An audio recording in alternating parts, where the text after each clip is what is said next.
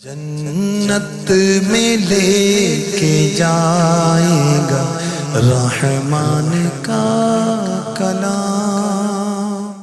قرآن کے پیارے پیارے ناموں میں ایک نام ہے کلام۔ سورہ توبہ کی آیت نمبر 6 میں یہ نام بیان ہوا۔ وَإِنْ أَحَدٌ مِّنَ الْمُشْرِكِينَ اسْتَجَارَكَ فَأَجِرْهُ حَتَّى يَسْمَعَ كَلَامَ اللَّهِ ثُمَّ أَبْلِغْهُ مَأْمَنَهُ ذَلِكَ بِأَنَّهُمْ قَوْمٌ لَا يَعْلَمُونَ۔ اور اے محبوب، اگر کوئی مشرک تم سے پناہ مانگے تو اسے پناہ دو کہ وہ اللہ کا کلام سنے، پھر اسے اس کی امن کی جگہ پہنچا دو، یہ اس لیے کہ وہ نادان لوگ ہیں۔ کلام قرآن کا ایک نام یہ بھی ہے۔ قرآن کا ایک نام علی بھی ہے۔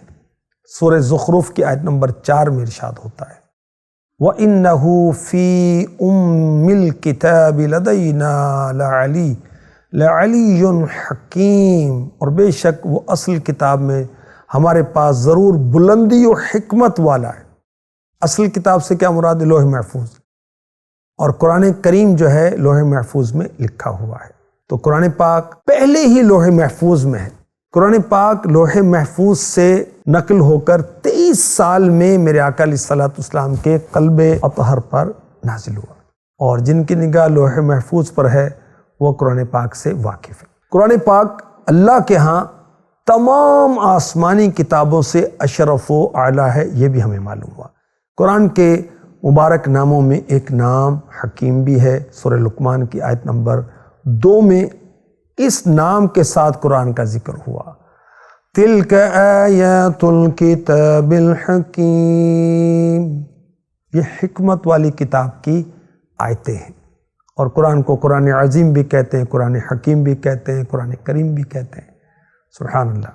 اور حکیم نام میں کیا حکمت ہے کہ قرآن کی آیتیں عجیب خوبی رکھتی ہیں، ترتیب کے ساتھ، معنی کے لحاظ سے۔ اور سبحان اللہ، اللہ تعالیٰ نے قرآن کو تبدیلی سے محفوظ رکھا ہے، تحریف سے، اختلاف سے محفوظ رکھا ہے۔ قرآن کے مبارک ناموں میں عربی بھی ایک نام ہے۔ سورہ یوسف کی آیت نمبر 2 میں یہ نام مبارک مذکور ہے۔ اِنَّا أَنزَلْنَاهُ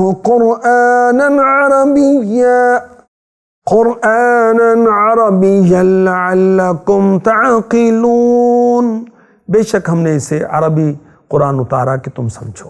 معلوم ہوا قرآن کے لیے یہی عربی عبارت ضروری ہے، اس کے ترجمے قرآن نہیں، نہ انہیں نماز میں پڑھ سکتے نہ ان کی تلاوت کا وہ ثواب ہے نا، لعلکم تعقلون، کہ تم سمجھو۔ مفتی احمد یار خان نعیمی فرما رہے ہیں، اے عرب والو، اور تمہارے ذریعے دوسرے لوگ سمجھیں۔ میرے آقا علیہ الصلوۃ والسلام کا عرب میں اور قرآن کا عربی میں آنا اللہ تبارک و تعالیٰ کا احسان ہے کہ اس سے تمام دنیا عرب والوں کی حاجت مند ہو گئی۔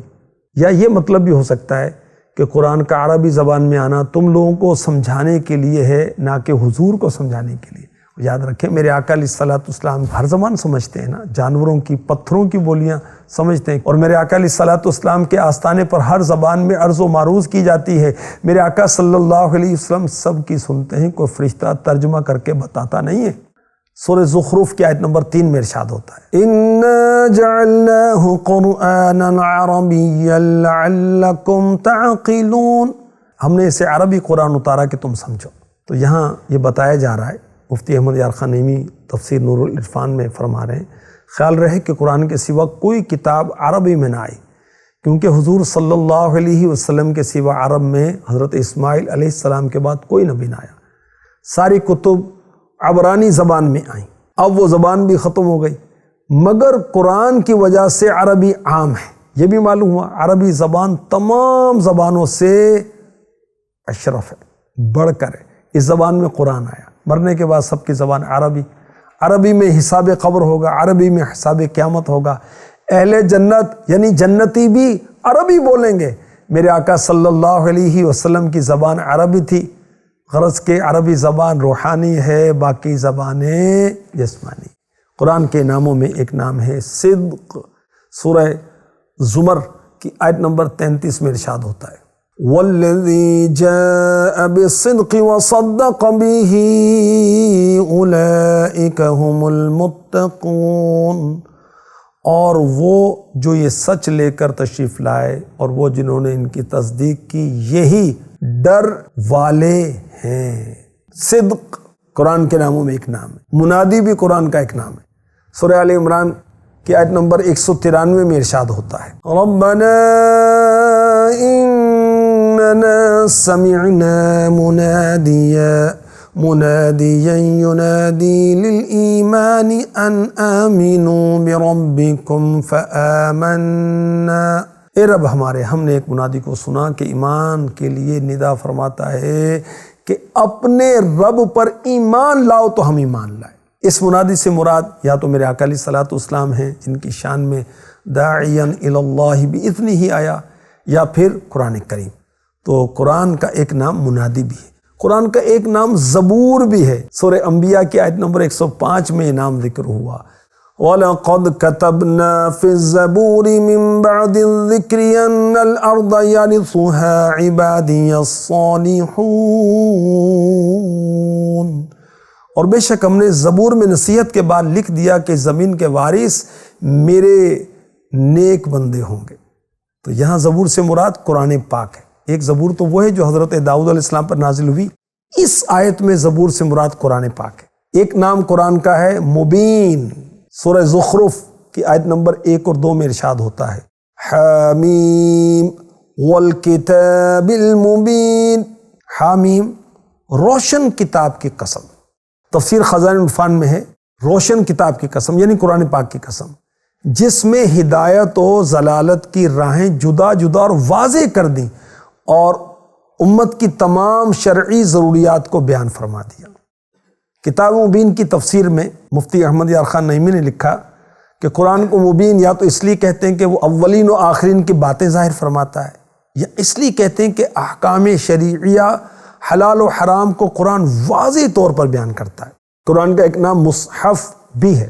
صحیفہ چمڑے کے ٹکڑے یا کاغذ کے ورق کو کہتے ہیں۔ صدیق اکبر رضی اللہ تعالی عنہ نے قرآن مجید کو جمع کرنے کے بعد لوگوں سے مشورہ کر کے قرآن کا نام مصحف رکھا، اس لیے قرآن پاک کو مصحف بھی کہا جاتا ہے۔ ہم نے جو نام سنے ان میں ایک نام ہے حق، ایک ہے کریم، مبارک، بشیر، نذیر، عزیز، نبأ العظیم، روح، علم، عجب، تذکرہ، عروۃ الوثقی، عدل، امر، مجید، بلاغ، صحف، مکرم، مرفوع، مطہر، کلام، علی، حکیم، عربی، صدق، منادی، زبور، مبین، مصحف۔ اللہ تعالی ہمیں قرآن کی سچی محبت نصیب فرمائے، قرآن سمجھیں بھی، قرآن پڑھیں بھی، اس کی تفسیر بھی پڑھیں۔ اللہ ہمیں نصیب فرمائے، آمین آمین آمین، بجاہ خاتم النبیین۔